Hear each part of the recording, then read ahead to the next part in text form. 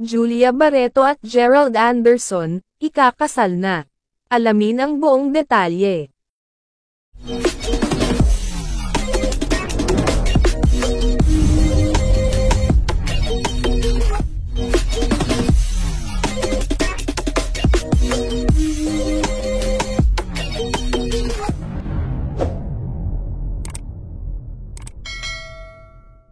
Nagpahiwatig ang aktor na si Gerald Anderson, na malapit na ang wedding bell sa pagitan nila ng aktres at girlfriend niyang si Julia Barreto.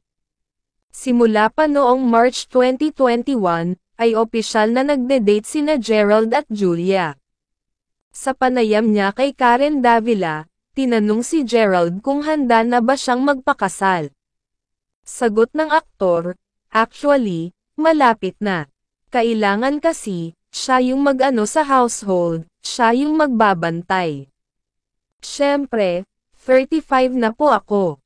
Mas malapit na ako dun sa," ayon kay Gerald.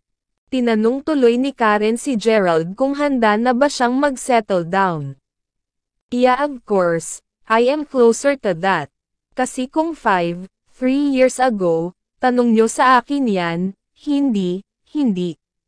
But syempre, that's why I'm doing all of this. Kasi gusto ko maalagaan yung mga anak ko. Na wala silang iisipin," sagot ni Gerald. "But hindi sila pwede maging spoiled. Kasi hindi madali ang buhay. So, yun. Basta lahat ng ginagawa ko sa buhay ay humahantong sa aspeto na yan."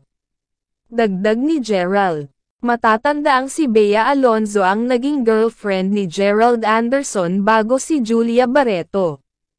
Naging magkasintahan si Bea at Gerald noong year 2010, 3 months lang ang tinagal ng kanilang relasyon noon, at nagkabalikan naman ng year 2016.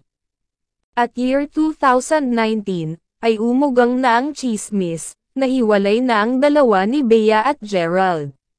Ngunit mariin tinanggi ni Bea na walang official breakup na naganap, at sadyang hindi na nagparamdam o iniwan na sa ere ni Gerald si Bea. Napabalita rin na si Julia Barreto umano ang third party, na itinanggi naman ni Gerald. Nang maging magkarelasyon na si Julia at Gerald, nasambit ni Gerald na si Julia na ang kanyang the one. Matagal na rin na magkasintahan sina Julia at Gerald at nasa tamang edad na nga naman sila to settle down.